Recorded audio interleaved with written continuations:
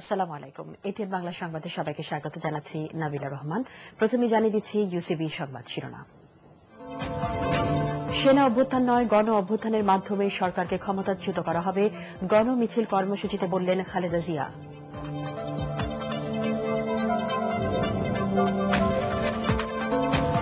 গণ অভ্যুত্থান নয়, ক্ষমতায় আসতে হলে নির্বাচনের জন্য অপেক্ষা করুন, বিএনপির প্রতি আওয়ামী লীগ।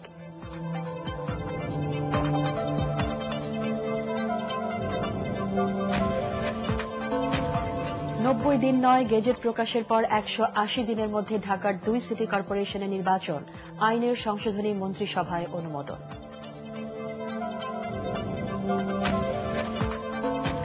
বিশ্বমন্দার কারণে সরকারের ঋণ বাড়ছে, বৈদেশিক মুদ্রার বিনিময় হারও এখন মারাত্মক ঝুঁকিতে, সার্ক অর্থমন্ত্রীদের সম্মেলনে প্রধানমন্ত্রী।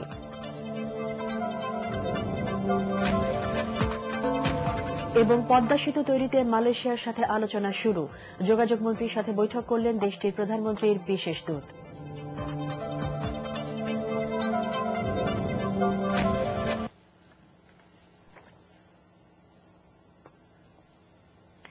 শুনছিলেন শিরোনাম, এবার বিস্তারিত।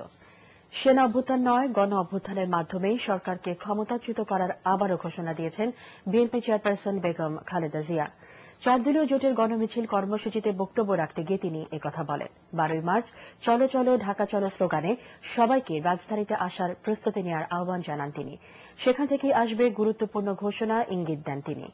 রোববার দেশের বিভিন্ন স্থানে পুলিশের সাথে সংঘর্ষে হতাহতের ঘটনায় দুদিনের নতুন কর্মসূচিও ঘোষণা করেন তিনি। মইনুল আহসান জানাচ্ছেন বিস্তারিত।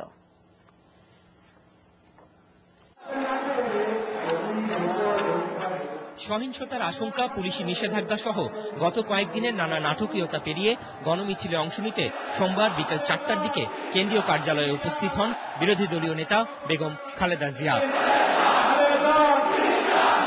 তত্ত্বাবধায়ক সরকার পদ্ধতি পুনর্বহালের দাবিতে বিএনপির নেতৃত্বাধীন 4 দলীয় জোটের গণমিছিল অংশ নিতে এর অনেক আগেই নেতাকর্মীদের উপস্থিতি ছাড়িয়ে যায় একদিকে ফকিরের পুল আর অন্যদিকে কাকরাইল সড়ক পর্যন্ত।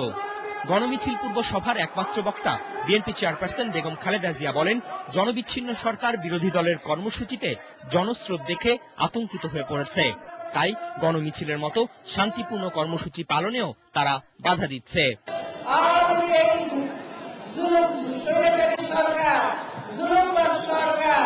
গণমিছিলের উপরে গুলি চালিয়ে 4 জন মানুষকে হত্যা করেছে। যেই সরকার শান্তিপূর্ণ কর্মসূচির উপরে বাধা দেয়, জনগণের এই আন্দোলনকে গুলি চালিয়ে স্তব্ধ করতে চায়, সেই সরকার কোনদিন ক্ষমতায় থাকতে পারে না। গুলি চালিয়ে ক্ষমতায় থাকা যায় না। সম্প্রতি সেনা অভ্যুত্থানের প্রসঙ্গে বিএনপিকে জড়িয়ে দেয়া সরকারি দলের বক্তব্য খণ্ডন করে তিনি বলেন, দেশের সব সেনা অভ্যুত্থানের পেছনে রয়েছে আওয়ামী লীগের সমর্থন।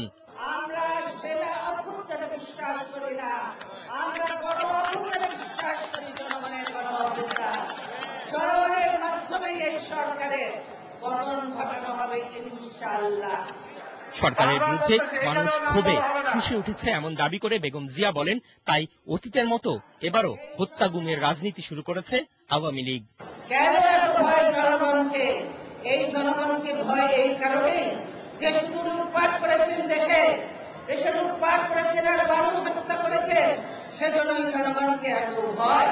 এই সরকারের উচিত অবিলম্বে ক্ষমতা ছেড়ে দেওয়া, আর না হলে আজকে যে জনগণ দেখেছেন আর 3 গুণ জনগণ দিয়ে এই সরকারকে বিদায় করা। 12 মার্চ বিএনপির মহাসমাবেশে সমবেত হতে সবার প্রতি আহ্বান জানান সাবেক এ প্রধানমন্ত্রী। আগামী 12 মার্চের জন্য এখন থেকে প্রস্তুতি নেবেন, যাতে 12 মার্চ সারা বাংলাদেশের মানুষ ঢাকায় অবস্থান করবে, ঢাকায় এসে সমবেত হবে এবং সেখানেই আমরা বলবো, সেখানে গুরুত্বপূর্ণ ঘোষণা এবং কর্মসূচি দেব। বেগম জিয়ার বক্তব্যের পরই শুরু হয় গণমিছিল। নয়াপল্টন থেকে শুরু হয়ে কাকরাইল, শান্তিনগর, মালিবাগ, মৌচাক হয়ে মগবাজারে গিয়ে শেষ হয় এ কর্মসূচি। নেতাকর্মীদের ব্যাপক উপস্থিতির কারণে সামনে এগুতে বেগ পেতে হয়। এ সময় রাস্তার দুধারে বিপুল সংখ্যক মানুষ হাত নেড়ে সমর্থন জানান মিছিলকারীদের। পাল্টাপাল্টি কর্মসূচি, পুলিশি নিষেধাজ্ঞা, উদ্বেগ, উৎকণ্ঠা সবকিছু ছাপিয়ে শান্তিপূর্ণভাবে অনুষ্ঠিত হলো বিএনপির নেতৃত্বাধীন 4 দলীয় জোটের গণমিছিল কর্মসূচি। আর এই মিছিলের সূচনা বক্তব্যে বেগম জিয়া বললেন, জ্বালাও পোড়াও আন্দোলনের মধ্য দিয়ে নয়, শান্তিপূর্ণ কর্মসূচির মধ্য দিয়েই সরকারকে ক্ষমতা ছাড়া করবে তার দল। বেগম জিয়া আত্মবিশ্বাসী, এই আন্দোলনে তার মূল শক্তি হবে জনগণ, জনসমর্থন। মইনুল হাসান, এটিএন বাংলা, ঢাকা। গণ আন্দোলন বা গণ অভ্যুত্থান করে মহাজোট সরকারের পতন ঘটানো যাবে না। আগামী নির্বাচনকে নিরপেক্ষ করতে বিকল্প কোনো প্রস্তাব থাকলে তা নিয়ে সংসদে এসে আলোচনা করতে বিরোধী দলের প্রতি আহ্বান জানিয়েছেন আওয়ামী লীগ নেতারা। মহানগর আওয়ামী লীগের সমাবেশে তারা গণতান্ত্রিকভাবে সরকার পরিবর্তনের জন্য বিরোধী দলকে অপেক্ষা করার কথাও বলেন। আলমগীর স্বপনের রিপোর্ট। বিএনপির গণমিছিলের পাল্টা কর্মসূচি হিসেবে মহানগর আওয়ামী লীগের এই সমাবেশকে ঘিরে রাজনীতিতে ছিল অস্থিরতা, উত্তেজনা। তবে সেই উত্তেজনা শেষ পর্যন্ত রাজপথে না ছড়িয়েছে আওয়ামী লীগ নেতাদের বক্তব্যে, যেখানে ঘোষণা ছিল যুদ্ধাপরাধীদের বিচার বানচাল ও সরকার পতনে বিরোধী দলের ষড়যন্ত্রকে প্রতিহত করার। আপনার পেয়ারা গোলাম আজম, আপনার পেয়ারা নিজামী মুজাহিদি, তাদের জন্য আপনারা এত ব্যাকুল কোনোভাবেই রক্ষা পাবে না। এই কর্মসূচি একদিন নয়, মাসের মাস, বছরের বছর চলবে। যারা যুদ্ধ অপরাধীকে বাঁচাবার চেষ্টা করবেন, যারা সেনাবাহিনীকে বিশৃঙ্খলা সৃষ্টি করে বাংলাদেশের পেছনে মধ্যে দিয়ে ক্ষমতায় যেতে চান, তাদের দিন শেষ। আওয়ামী লীগ নেতারা যুদ্ধাপরাধ ইস্যুতে বিএনপির অবস্থান স্পষ্ট করার আহ্বান জানান। বলেন, কোন আন্দোলন ষড়যন্ত্রে নয়, নির্বাচনের মাধ্যমে সরকার পরিবর্তন হবে। আবার সুষ্ঠু নিরপেক্ষ করার জন্য আপনাদের যদি কোনো ভালো পরিকল্পনা থাকে, ভালো যদি পরামর্শ থাকে, আসুন জাতীয় সংসদে এসে আপনার বক্তব্য দিন, আপনার প্রস্তাবনা দিন। আলাপ আলোচনার মাধ্যমে সর্বসম্মত সিদ্ধান্ত হবে। পল্টনে দাঁড়িয়ে জনসভা করে আর এই গণমিছিল করে এই কোন দাবি আদায় এই সরকারের কাছে করা যাবে না। আবেদন খালেদা জিয়া। তবে এই সমাবেশে দলটির প্রেসিডিয়াম বা উপদেষ্টা মণ্ডলীর কোন সদস্য উপস্থিত ছিলেন না। সমাবেশ শেষে মহানগর আওয়ামী লীগ যুদ্ধাপরাধীদের বিচার ও ফাঁসির দাবিতে মঙ্গলবার রাজধানীর বিভিন্ন ওয়ার্ডে ওয়ার্ডে কর্মী সভা ও বিক্ষোভ মিছিল কর্মসূচি পালনের ঘোষণা দেয়। আলমগীর স্বপন, এটিএন বাংলা, ঢাকা। এদিকে প্রধান বিরোধী দল বিএনপির গণমিছিলকে কেন্দ্র করে রাজধানী ছিল নিরাপত্তার চাদরে ঢাকা। নিশ্চিত নিরাপত্তার মধ্য দিয়ে বিরোধী দল তাদের কর্মসূচি পালন করে। নাশকতা ঠেকাতে নিষিদ্ধ জঙ্গি সংগঠন ও জামাত ইসলামীর সদস্যদের ঘিরে ছিল সর্বোচ্চ গোয়েন্দার নজরদারি। বড় দুই দলের কর্মসূচিকে ঘিরে সাধারণ মানুষের মধ্যে ছিল আতঙ্ক। মাহমুদুর রহমানের রিপোর্ট। রাজধানীতে বিএনপির গণমিছিলকে কেন্দ্র করে তৃতীয় কোনো পক্ষ নাশকতা করতে পারে, এ ধরনের গোয়েন্দা তথ্যের ভিত্তিতে মূলত রোববারের কর্মসূচি নিষিদ্ধ করেছিল ঢাকা মেট্রোপলিটন পুলিশ। বিএনপির মুখপাত্র জানান, তাই কিছু শর্ত সাপেক্ষে প্রধান বিরোধী দলকে সোমবার গণমিছিল কর্মসূচি পালনের অনুমতি দেয় ডিএমপি। বিএনপির নয়াপল্টন কেন্দ্রীয় কার্যালয় থেকে শুরু হওয়া মিছিল অবশেষে মগবাজারে গিয়ে সমাবেশের মধ্য দিয়ে শেষ হয়। কর্মসূচিকে কেন্দ্র করে কোনো অপ্রীতিকর ঘটনা এড়াতে আইন শৃঙ্খলা বাহিনী ছিল সর্বোচ্চ সতর্ক অবস্থায়। পুলিশ নামা আইন প্রয়োগের সংস্থার নজরদারি ছিল চোখে পড়ার মতো। কেউ কোনো ফৌজদারি অপরাধে লিপ্ত হতে না পারে সেই বিষয়ে আমরা আমাদের যে ম্যানুয়াল, অর্থাৎ ডিপ্লয়মেন্ট থেকে শুরু করে যে টেকনোলজিক্যাল সুবিধাগুলো আমাদের রয়েছে, সেইগুলো সবগুলোই আসলে আমরা প্রয়োগ করছি। অর্থাৎ নিশ্চিদ্র নিরাপত্তা ব্যবস্থা নিশ্চিত করার জন্য যা যা দরকার আমরা করেছি। আইন শৃঙ্খলা বাহিনীর কড়া নজরদারির কারণে শেষ পর্যন্ত কোনো অঘটন ছাড়াই শান্তিপূর্ণভাবে গণমিছিল কর্মসূচি পালন করে বিএনপি। তবে এই ধরনের কর্মসূচি পালনের ক্ষেত্রে ভবিষ্যতে বিএনপিকে আরো সতর্ক থাকার পরামর্শ দেন গোয়েন্দারা। বিএনপি বা তার সমমনা দল, তাদেরও উচিত এই বিষয়ে তাদেরও লক্ষ্য রাখা যে তাদের কর্মীর বাইরে অন্য কোনো ক্যাডার, অন্য কোনো সংগঠনের, নিষিদ্ধ ঘোষিত সংগঠনের বা যারা তাদের নেতা কর্মীর সমর্থক না, এমন লোক ঢুকে পড়ে কিনা এবং কোনো ঘটনা ঘটিয়ে তাদের উপর দায় চাপায় কিনা, এই বিষয়টাতে আমরা যেমন সতর্ক আছি, তাদেরকেও সতর্ক থাকার জন্য আমরা অনুরোধ করছি। অন্যদিকে বঙ্গবন্ধুর বিরুদ্ধে মহানগর আওয়ামী লীগের সমাবেশকে ঘিরে ছিল কড়া নিরাপত্তা। নগরীতে প্রধান দুটি রাজনৈতিক দলের কর্মসূচিকে কেন্দ্র করে মূল সড়কগুলোতে যানবাহনের সংখ্যা ছিল অন্যান্য দিনের তুলনায় অনেক কম। সোমবার দুপুরের পর থেকে অনেক রাস্তা যানবাহন শূন্য হয়ে পড়ে। রাজধানীর বাইরে একই ধরনের কর্মসূচিতে হতাহতের ঘটনায় সাধারণ মানুষের মধ্যে ছিল এক ধরনের আতঙ্ক। বিএনপি এবং আওয়ামী লীগ দুজনকে একসাথে বসতে হবে, বসে এর সুষ্ঠু সমাধান দিকে যেতে হবে। এর তারা কোনো রাস্তা নাই। সরকার বলেন, বিরোধী দল বলেন, মানে এটা আমি বলবো যে তাদের কাছ থেকে কোন রকম উত্তরণে কোনো কিছু পথ পাচ্ছে না। একটা গণতান্ত্রিক দেশে একই দিনে এরকম একটা সাংঘর্ষিক চিন্তা ভাবনা তারা কিভাবে করতে পারে? মানুষকে কষ্ট দিয়ে সমাবেশ করে কি লাভ? দুই নেত্রী যদি আলোচনা বসে তাহলে তো সমস্যার সমাধান হয়ে যায়। আমরা হয়ে গেছি বলির পাটার মতো, আমাদেরকে সবাই জব করে, জনগণের কথা কেউ চিন্তা করে না। অনাকাঙ্ক্ষিত পরিস্থিতি দুর্ভোগ এড়াতে জরুরি প্রয়োজন ছাড়া অনেকেই রাস্তায় যানবাহন বের করেননি। তাই বড় দুটি দলের কর্মসূচিকে ঘিরে রাজধানীর সড়কগুলোতে চিরচেনা সেই যানজট দেখা যায়নি। মাহমুদুর রহমান, এটিএন বাংলা, ঢাকা।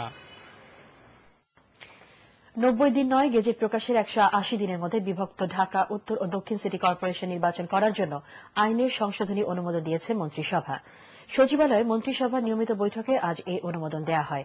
প্রধানমন্ত্রী শেখ হাসিনার সভাপতিত্বে বৈঠকে সর্বোচ্চ 12 ও সর্বনিম্ন 4 বছর কারাদণ্ডের বিধান রেখে মানি লন্ডারিং আইনের খসড়াও অনুমোদন দেওয়া হয়। নাদিরা কিরণের রিপোর্ট। সোমবার মন্ত্রিসভার 108তম বৈঠকে 10টি ইস্যুতে আলোচনা হয়। বৈঠক শেষে মন্ত্রিপরিষদ সচিব মোহাম্মদ মোশাররফ হোসেন ভূঁইয়া সাংবাদিকদের জানান, সভায় সর্বোচ্চ 12 এবং সর্বনিম্ন 4 বছর শাস্তির বিধান রেখে অর্থ পাচার বা মানি লন্ডারিং প্রতিরোধ আইনের খসড়া অনুমোদন দেওয়া হয়। খসড়ায় বলা হয়, দুর্নীতি দমন আইনের আওতায় এসব মামলা হবে এবং মামলার বিচার করবে বিশেষ জজ আদালত। 4 বছর থেকে 12 বছর, এটা উল্লেখযোগ্য হলো আমাদের দেশের প্রচলিত আইনে অধিকাংশ ক্ষেত্রে কিন্তু ওই আপার লিমিটটা বলা আছে, লোয়ার লিমিট নাই। কোন কোন আইনে লোয়ার লিমিট দেওয়া আছে। যদি লোয়ার লিমিট দেওয়া থাকে বুঝতে হবে এটা খুবই শক্তিশালী আইন, খুব প্রবল আইন। দুর্নীতি দমন আইনের আওতায় এটার আপনার তদন্ত হবে আর বিচার হবে স্পেশাল জাজ। সচিব জানান, ঢাকার 2 সিটি কর্পোরেশনের নির্বাচনের সময়সীমা ও প্রশাসকের মেয়াদ বাড়িয়ে স্থানীয় সরকার আইন সংশোধনের প্রস্তাব অনুমোদন দিয়েছে মন্ত্রিসভা। নির্বাচন কমিশন নির্ধারিত সময়ে এই নির্বাচন করতে অপারগতা জানানোয় আইনের সংশোধন করা হলো।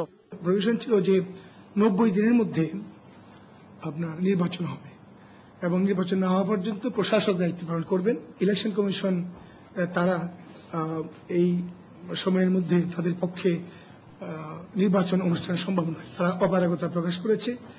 কাজেই এই কনস্ট্রেন্টের মধ্যে কি করবে?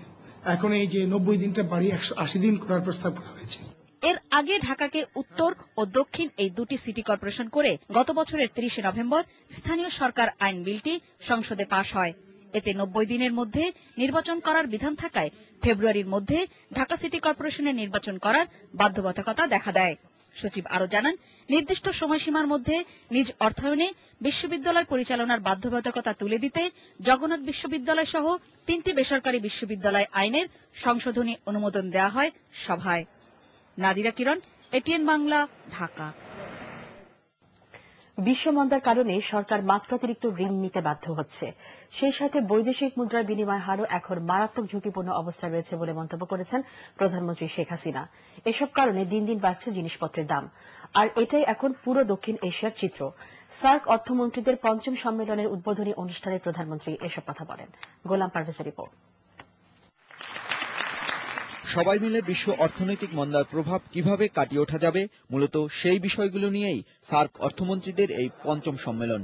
উদ্বোধনী অনুষ্ঠানে প্রধানমন্ত্রী শেখ হাসিনা এ অঞ্চলের দেশগুলোতে চলমান আর্থিক সংকট ও টানাপোড়েনের কথা মনে করিয়ে দেন।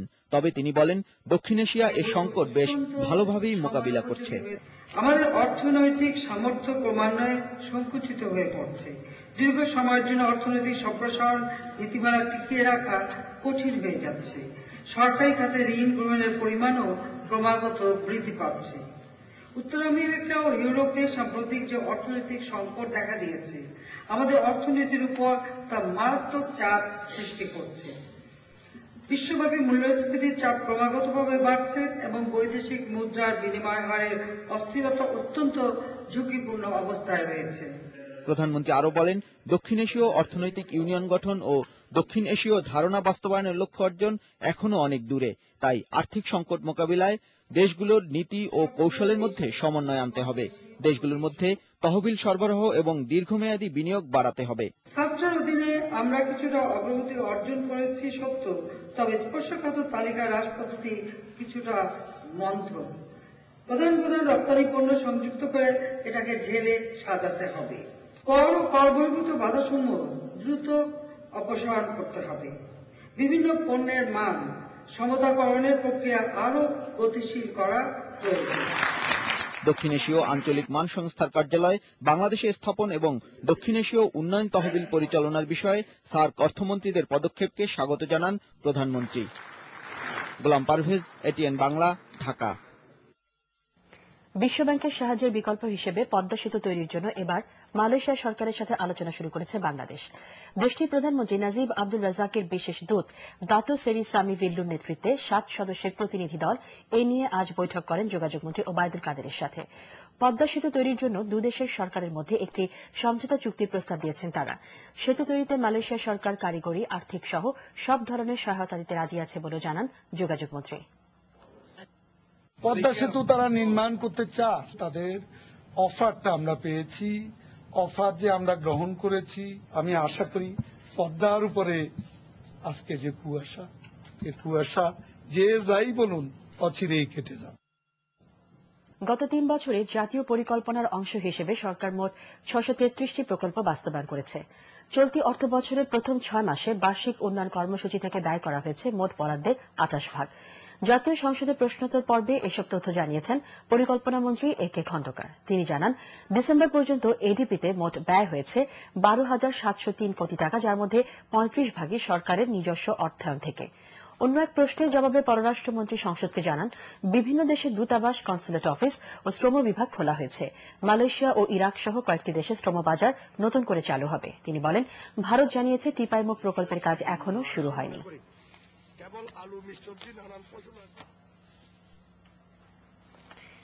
রাজশাহীতে গণমিছিলে পুলিশি বাধা ও এক জামাত কর্মীর মৃত্যুতে আগামীকাল আধাবেলা হরতাল ডেকেছে বিএনপি। নেওয়া হয়েছে 3 দিনের শোক কর্মসূচি।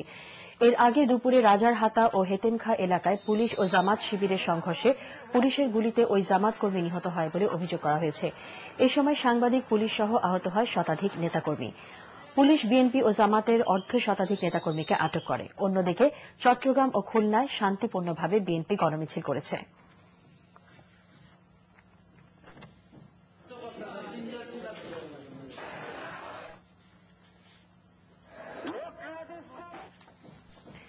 রোববার চাঁদপুর ও লক্ষ্মীপুরে বিএনপির গণমিছিলে পুলিশের গুলিতে 4 জনের প্রাণহানির ঘটনার প্রতিবাদে বিএনপির ডাকা আধাবেলা হরতাল শান্তিপূর্ণভাবে পালিত হয়েছে।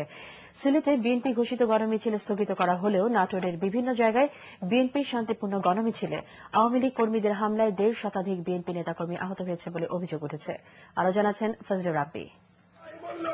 চাঁদপুর ও লক্ষ্মীপুরে শান্তিপূর্ণভাবে পালিত হল বিএনপির ডাকা আধাবেলা হরতাল। তবে হরতালের সমর্থনে 2 জেলাতেই বিএনপি নেতাকর্মীদের তেমন সক্রিয় দেখা যায়নি। এছাড়া অপ্রীতিকর ঘটনা এড়াতে পর্যাপ্ত পুলিশ মোতায়েন করা হয়। এদিকে রোববার বিএনপির কর্মসূচিকে কেন্দ্র করে সংঘর্ষের ঘটনায় চাঁদপুরে 4 থেকে 5,000 এবং লক্ষ্মীপুরে 181 জনের নাম সহ অজ্ঞাত 6 থেকে 7,000 লোককে আসামি করে মামলা দায়ের করা হয়েছে। চাঁদপুর ও লক্ষ্মীপুরে গতকাল নিহত 4 জনের দাফন সম্পন্ন হয়েছে।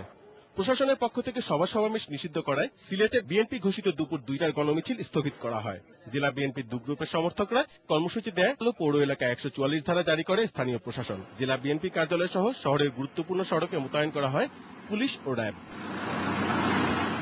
পাবনায় বিএনপির বিবাদমান 2 গ্রুপ একই সময় একই স্থানে সমাবেশ ও গণমিছিলের কর্মসূচি দেয়। পৌর এলাকায় রাত 9টা পর্যন্ত 144 ধারা অব্যাহত রয়েছে। এদিকে বিএনপির গণমিছিলে নিজেদের মধ্যে দাঙ্গা হাঙ্গামা ও জামাত শিবিরের বোমা হামলার আশঙ্কায় হবিগঞ্জ শহর ও এর আশপাশ এলাকায় 144 ধারা দ্বিতীয় দিনের মতো অব্যাহত রয়েছে। বিএনপির কেন্দ্রীয় নেতা ও সাবেক উপমন্ত্রী রুহুল কুদ্দুস তালুকদার দুলো অভিযোগ করেছেন, নাটোরের বিভিন্ন জায়গায় বিএনপি শান্তিপূর্ণ গণমিছিলে আওয়ামী লীগ কর্মীদের হামলায় তাদের 1.5 শতাধিক নেতাকর্মী আহত হয়েছে। ভাঙচুর করা হয়েছে সাবেক সংসদ সদস্য মোজাম্মেল হকের গাড়ি সহ 1/2 শতাধিক যানবাহন। রোববারের গণমিছিলকে কেন্দ্র করে সারা দেশে বিএনপি জামাতের বিশৃঙ্খলা ও নৈরাজ্যের প্রতিবাদে নীলফামারীতে বিক্ষোভ মিছিল ও সমাবেশ করেছে জেলা আওয়ামী লীগ। ফজলে রাব্বি, এটিএন বাংলা। বাংলাদেশের বর্তমান সংকট থেকে উত্তরণ এবং গ্রহণযোগ্য একটি নির্বাচন অনুষ্ঠানে রাজনৈতিক দলগুলোর মধ্যে সংলাপের কোনো বিকল্প নেই বলে আবারও মন্তব্য করেছেন মার্কিন রাষ্ট্রদূত ড্যান ডব্লিউ মাজিনা। চট্টগ্রামে 3 দিনের আমেরিকান সপ্তাহের উদ্বোধনী অনুষ্ঠান শেষে তিনি এই মন্তব্য করেন। বাংলাদেশের নানা সম্ভাবনার কথা তুলে ধরে সামনে এগিয়ে যাবার লক্ষ্যে গণতান্ত্রিক প্রতিষ্ঠানসমূহকে শক্তিশালী করার উপর গুরুত্ব আরোপ করেন তিনি। মার্কিন রাষ্ট্রদূত ড্যান ডব্লিউ মজিনা জানান, বাংলাদেশের মানুষের জীবনমান উন্নয়নে সহায়তার জন্য আগামী 5 বছরে প্রায় $100 কোটি বিনিয়োগ করবে যুক্তরাষ্ট্র।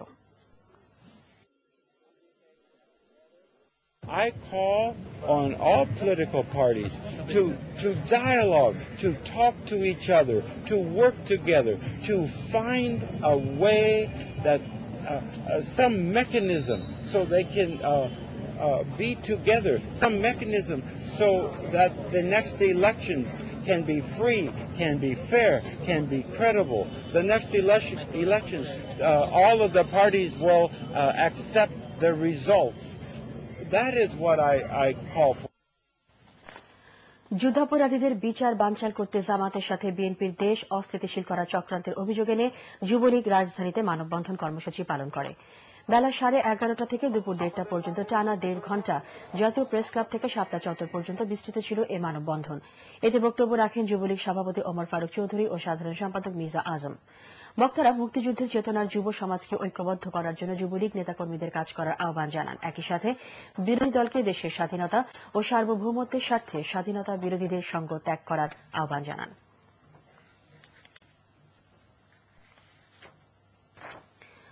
আগামী 1 ফেব্রুয়ারি থেকে ঢাকা বিশ্ববিদ্যালয়ের কেন্দ্রীয় লাইব্রেরি চত্বরে 2 দিনব্যাপী অনুষ্ঠিত হবে জাতীয় কবিতা উৎসব। এবারের স্লোগান কবিতা শরীতে স্বপ্নের ধ্বনিতে। জাতীয় প্রেস ক্লাব মিলনায়তনে জাতীয় কবিতা পরিষদ আয়োজিত এক সংবাদ সম্মেলনে এই কথা জানানো হয়। 1 ফেব্রুয়ারি জাতীয় কবি কাজী নজরুল ইসলাম, শিল্পাচার্য জয়নুল আবেদিন, চিত্রশিল্পী কামরুল হাসানের সমাধিতে ও কেন্দ্রীয় শহীদ মিনারে ফুল দিয়ে কবি সৈয়দ শামসুল হক এই উৎসবের উদ্বোধন করবেন বলে সংবাদ সম্মেলনে জানানো হয়। এতে পরিষদের সভাপতি হাবিবুল্লাহ সিরাজি ও সাধারণ সম্পাদক আসলাম সানি বক্তব্য রাখেন। বৌদ্ধ সম্প্রদায়ের অন্যতম শীর্ষ ধর্মীয় গুরু শ্রীমৎ সাধনানন্দ মহাথেরো বনভান্তে আর নেই।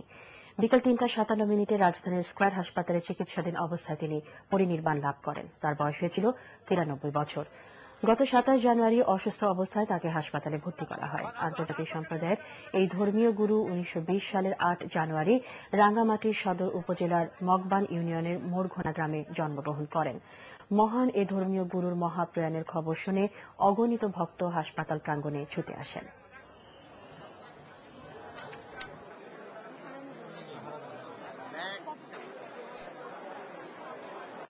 এমন একটি মহাপুরুষ আমাদের জানা মতে বৌদ্ধ জগতে অদ্বিতীয়, যিনি শুধু বৌদ্ধদের জন্য না, সমগ্র সকল প্রাণীর জন্য, সকল মানুষের জন্য বলে গেছেন এবং সেই বাণী প্রচার করার জন্য আমরা বৌদ্ধ সংকল্পবদ্ধ।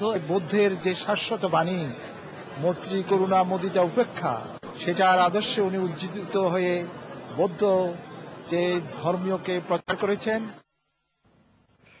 বাংলাদেশের সাংবাদিকতা পেশায় মাত্র 7% নারী কর্মরত আছেন, আর গণমাধ্যমের নীতি নির্ধারণী নারীদের অংশগ্রহণ কম, মাত্র 0.6%। বাংলাদেশের নারী সাংবাদিকতার এমনই হতাশাজনক চিত্র ফুটে উঠেছে আন্তর্জাতিক আর্টিকেল 19 আয়োজিত এক গোলটেবিল বৈঠকে। রাজধানীর ব্র্যাক সেন্টার ইনে নারী সাংবাদিকদের অধিকার বিষয়ক এই আলোচনায় বক্তারা আরো নারী সাংবাদিকদের প্রতি লিঙ্গগত বৈষম্য দূর করতে সামাজিক দৃষ্টিভঙ্গি পরিবর্তনের পাশাপাশি পরিবারের সহযোগিতাও প্রয়োজন। অনুষ্ঠানে বিশেষ অতিথি এটিএন বাংলার প্রধান বার্তা সম্পাদক ভানু রঞ্জন চক্রবর্তী, পাক্ষিক অনন্যার সম্পাদক তাসমিমা হোসেন, নারী সাংবাদিক সভাপতি নাসিমুন আরা হক মিনু ও পারভিন সুলতানা ঝুমা বক্তব্য রাখেন। অনুষ্ঠানটি সঞ্চালন করেন বৈশাখী টেলিভিশনের সিইও মুনজির হাসান বুলবুল।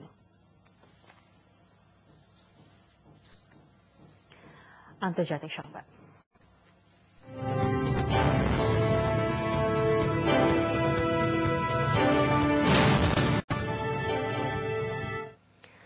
পর্যবেক্ষক দল প্রত্যাহারের আরব লীগের সিদ্ধান্তে অসন্তোষ প্রকাশ করেছে সিরিয়া। এই সিদ্ধান্তকে জনক বলে মন্তব্য করেছেন সিরিয়া সরকারের শীর্ষ কর্মকর্তারা।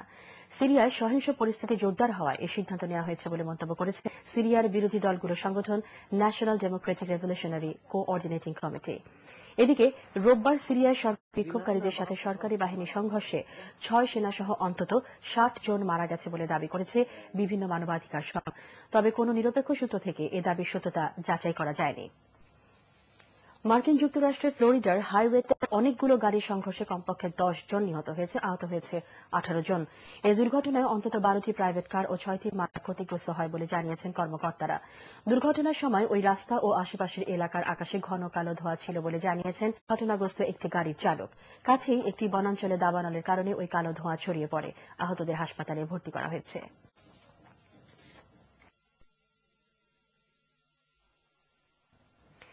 ভোজন বিলাসী মানুষের কাছে এবার স্থলের সবচেয়ে বৃহদাকার প্রাণী হাতি।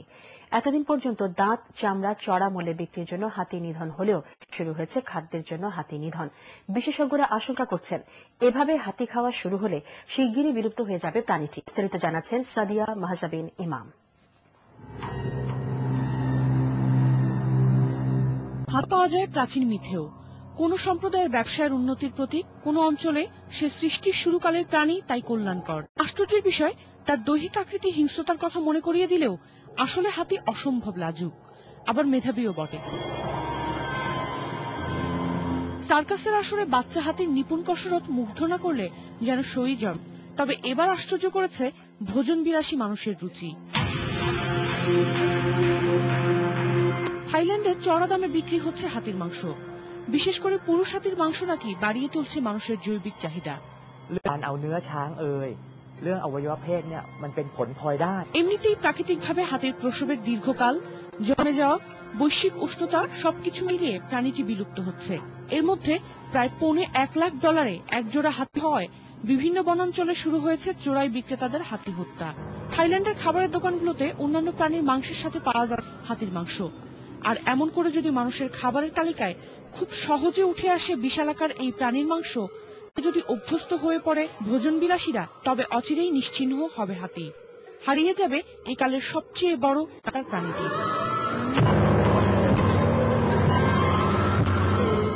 সাদিয়া মাহজাবিন ইমাম, ইতিহাস। শতকরা 10% উচ্চকরকে বন্ধ সহ শিল্পী সম্মানী বাড়িয়ে দ্বিগুণ করা সহ সরকারের কাছে 6 দফা দাবি জানিয়েছে শিল্প। ঢাকা রিপোর্টার্স ইউনিটিতে এক সংবাদ সম্মেলনে সংগঠনের নেতাকর্মীরা এ দাবি জানান। এছাড়া বর্তমান অর্থ বছরেই উপজেলা পর্যায় মঞ্চ ও শিল্পকলা একাডেমি স্থাপনের কার্যকর পদক্ষেপ নেওয়ারও দাবি জানানো হয়। এ সময় যুদ্ধাপরাধীদের বিচার প্রক্রিয়া নস্যাতে সংগ্রাম গড়ে তুলতে সাংস্কৃতিক কর্মীদের প্রতি আহ্বান জানান তারা। এতে সংগঠনের সভাপতি নাসিরউদ্দিন ইউসুফ বাচ্চু, সহসভাপতি গোলাম কুদ্দুমান আরিফ বক্তব্য রাখেন। কৃষি শ্রমিকদের ন্যায্য মজুরি এবং কাজের মর্যাদা প্রতিষ্ঠার অধিকার মঞ্চ অধিকার আদায়ের অংশ হিসেবে আগামী বৃহস্পতিবার রাজধানী সোহরাওয়ার্দী উদ্যানে কৃষি শ্রমিকদের মহাসমাবেশ করবে। প্রেস ক্লাবের সংবাদ সম্মেলনে কৃষি শ্রমিক অধিকার মঞ্চের নেতারা বলেন, দেশের অর্থনীতিতে সবচেয়ে বেশি অবদান রেখে কৃষি শ্রমিক সারা দেশে ছড়িয়ে থাকায় তারা অধিকার আদায় করতে পারে না। সে কারণে তাদের সংগঠিত করে দাবি আদায় করবে কৃষি শ্রমিক অধিকার। শান্তির জন্য মহাত্মা গান্ধী জীবন আদর্শ অনুসরণের আহ্বান জানিয়ে কমিশনার সঞ্জয় ভট্টাচার্য। ঢাকা বিশ্ববিদ্যালয়ের শান্তি ও সংঘর্ষ আয়োজিত 6ষ্ঠ মহাত্মা গান্ধী স্মারক বিশ্ববিদ্যালয়ের উপাচার্য আ.ম.শ. আরিফিন সিদ্দিক, উপাচার্য হারুন রশিদ এ সময় আরো বক্তব্য রাখেন।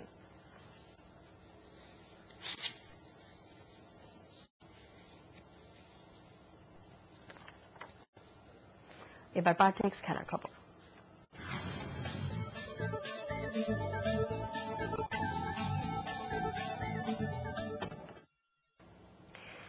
বাংলাদেশ প্রিমিয়ার লিগ বিপিএল এর টিকিট বিক্রি সারা মেলেনি। যে কটি বিক্রি হয়েছে তা মূলত সর্বনিম্ন 500 টাকা টিকিট। ব্যাগ কর্মকর্তাদের আশা, টুর্নামেন্ট ঘনিয়ে আসার সাথে বিক্রি বাড়বে। তৌসা ইসলামের রিপোর্ট।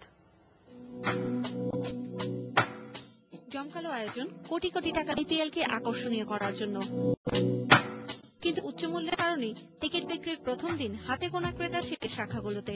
তারপরও আয়োজক আর বিক্রেতারা আশা করছেন সামনের দিনগুলোতে বেশ ভালো বিক্রি হবে টিকিট। 22টা ব্রাঞ্চ শুরু করেছে আজকে। অল ডিভিশনের হেডকোয়ার্টার, যে স্পেশালি যেখানে যেখানে যেসব দলগুলো যে ডিভিশন আছে সেই ডিভিশন প্লাস ঢাকা শহরের অলমোস্ট অল লোকের কনসেন্ট্রেশন যেখানে যত বেশি আমরা সেভাবে ঠিক করে যাতে প্রপারলি ডিস্ট্রিবিউট। অবশ্য দিনের প্রথম ঘন্টাতে শাখায় জনাভিষেক করে টিকিটের ক্রেতা দেখা গেছে। যে গুটি কয়েক দর্শক টিকিটকে তাদের মধ্যে কিন্তু আগ্রহের। আমি সাভার থেকে এসেছি, ইন্ডিয়া আইপিএল খুব পছন্দ ছিল, তাই বাংলাদেশে যেহেতু হচ্ছে বিপিএল খেলা খুব ভালো লাগছে। আমার শ্বশুর বাড়ি আর সাকিবের বাসা আমার শ্বশুর বাড়ির ঠিক পাশে, তো সাকিবের খেলাটা দেখা। প্রথম দিনে কেবল 10-11 ফেব্রুয়ারির ম্যাচগুলোর টিকিট পাওয়া গেছে। এরপর পর্যায়ক্রমে পরের ম্যাচ পাওয়া যাবে। Tausia, ATN Bangla, Dhaka. Premier cricket ম্যাচে জয় পেয়েছে গাজী ট্যাং, শেখ জামাল ও ওয়েচেস। মিরপুর শেরেবাংলা স্টেডিয়ামে ব্যাটিংয়ে আমন্ত্রিত গাজী ট্যাঙ্কে নাসির হোসেনের 92 রান 73। জবাবে 223 রানে মরে গেলে 50 রানে জয় পায় গাজী। ফতুল্লায় আগে ব্যাট করে ওপেনার জিয়াউরের 91 রান তোলে ওল্ড ডিওএইচএস। 50 রানে আবাহনী অল আউট হলে 8 রানে নাটকীয় জয় পায় ডিওএইচএস। এদিকে বিগ আমন্ত্রিত শেখ জামাল মুশফিকের সেঞ্চুরি 45। জবাবে ফাওয়াদের 74 রান সত্ত্বেও 206 রানে গুটিয়ে যায় বিমান।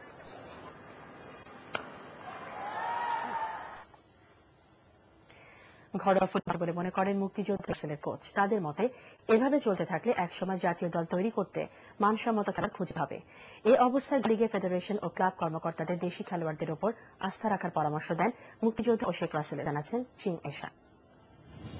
পেশাদার ফুটবল লিগে রানার্স আপ হয়ে গত মৌসুম শেষ করে মুক্তিযোদ্ধা, আর মৌসুমে টুর্নামেন্ট ফেডারেশন কাপে সেমিফাইনালে হারে শেখ জামালের কাছে। তবে ঘরোয়া ফুটবলে মর্যাদার লড়াই বাংলাদেশ প্রিমিয়ার লিগে নিজের দলের প্রতি আস্থাশীল কোচ শফিকুল ইসলাম মানিক। অন্যদিকে সে কোচ ফুল হক মনে করেন রক্ষণ ও আক্রমণ ভাগে সমস্যাগুলো কাটিয়ে উঠলে কাঙ্ক্ষিত লক্ষ্যে পৌঁছাতে পারবে। তার ডিফেন্সিভ প্রবলেম ছিল এবং অ্যাটাকিং এ কিছুটা প্রবলেম ছিল, তা সেটা কাটিয়ে ওঠা ফেডারেশন এবং ক্লাব ম্যানেজমেন্ট তাদের প্রতি আস্থা রাখতে হবে। প্র্যাকটিস টুর্নামেন্ট ছিল ফেডারেশন কাপ, এটা সামনে যেটা আছে হলো মেজর। খেলোয়াড়ও কমিটেড যে চালু করার জন্য সবাই প্রত্যাশা ব্যক্ত করেছে। পেশাদার লিগে আকর্ষণ বাড়লে দেশীয় খেলোয়াড়ের সংকট রয়ে গেছে বলে মনে করছেন কোচ। তাদের মধ্যে এমন অবস্থা চলতে থাকলে একসময় জাতীয় দল তৈরি করা কঠিন হবে। বিগত কয়েক বছর স্ট্রাইকিং পজিশনে বিদেশিরাই খেলছে। আগামী ন্যাশনাল টিম করতে গেলে সেন্ট্রাল ডিফেন্ডিং পজিশনও লোকাল প্লেয়ারের ক্রাইসিস হবে, কারণ এখন অনেক টিমগুলা তাদের 2 জন স্ট্রাইকার এবং 2 জন সেন্ট্রাল ডিফেন্স পজিশনে প্লেয়ার খেলাচ্ছে। সেটা লিগের আকর্ষণ বেড়েছে, বাট আলটিমেটলি আমাদের যেটা গোল, আমাদের তো খেলোয়াড় সংকট রয়েছে, সেই সংকটটা হয়তো আরো বেশি ত্বরান্বিত হবে। আর ভবিষ্যতে হয়তো ভালো খেলোয়াড় খুব কম পাওয়া যাবে। ফরাসগঞ্জের বিপক্ষে ম্যাচ দিয়ে লিগ শুরু করবে মুক্তিযোদ্ধা। আরাকানের বিরুদ্ধে প্রথম ম্যাচে মাঠে নামবে শেখ রাসেল। চিং এশা, এটিএন বাংলা, ঢাকা। বঙ্গবন্ধু প্রাথমিক বিদ্যালয় গোল্ড কাপ ফুটবল টুর্নামেন্টে তৃতীয় স্থান লাভ করেছে হরিপুর সরকারি প্রাথমিক বিদ্যালয়, জৈন্তাপুর, সিলেট। বঙ্গবন্ধু জাতীয় স্টেডিয়ামে স্থান নির্ধারণের ম্যাচে সাতক্ষীরা কয়রা সরকারি প্রাথমিক বিদ্যালয়ের বিপক্ষে 2-0 গোলে জয়ী হয় সিলেট হরিপুর সরকারি বিদ্যালয়। জয়ী দলের পক্ষে মোস্তফা কামাল ও মামুন করেন। প্রধান অতিথি প্রাথমিক ও গণশিক্ষা প্রতিমন্ত্রী মোতাহার হোসেন বিজয়ীদের পুরস্কার দেন। ফাইনালে মুখোমুখি হবে রাজশাহীর রাঙামাটি প্রাথমিক বিদ্যালয় ও বরিশালের চরবাড়িয়া সরকারি প্রাথমিক বিদ্যালয়। মিডিয়া পার্টনার এটিএন বাংলা খেলা সম্প্রচার করবে।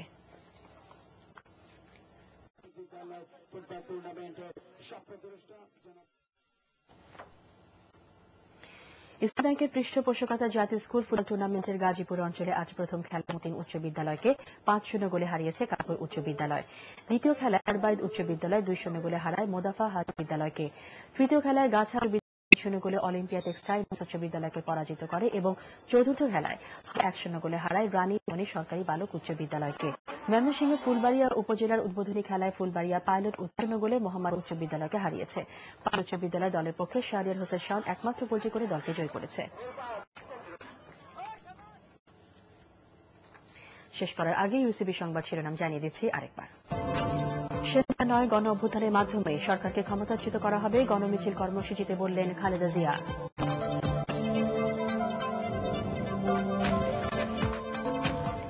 গণ অভ্যুত্থান নয়, ক্ষমতা নিরপেক্ষা করুন, বিএনপির প্রতি আওয়ামী লীগ।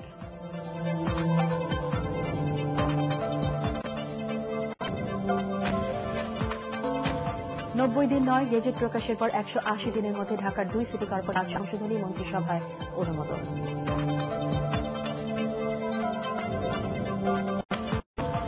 বিশ্ব মন্দার কারণে সরকারের ঋণ বাড়ছে, বৈদেশিক মুদ্রার বিনিময় হারও এখন ঝুঁকিতে, সার্ক অর্থমন্ত্রী সম্মেলনে।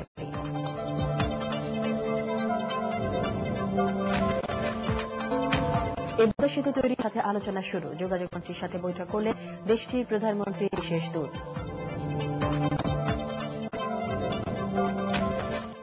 পরবর্তী সংবাদ দেখার আমন্ত্রণ জানিয়ে এখনকার মতো শেষ করছি। এটিএন বাংলার জনপ্রিয় প্রোগ্রাম আপনার মোবাইলে ডাউনলোড করে ভিজিট করুন web.atnbangla.tv। সর্বশেষ সংবাদ শুনতে ডায়াল করুন 2010 নম্বরে।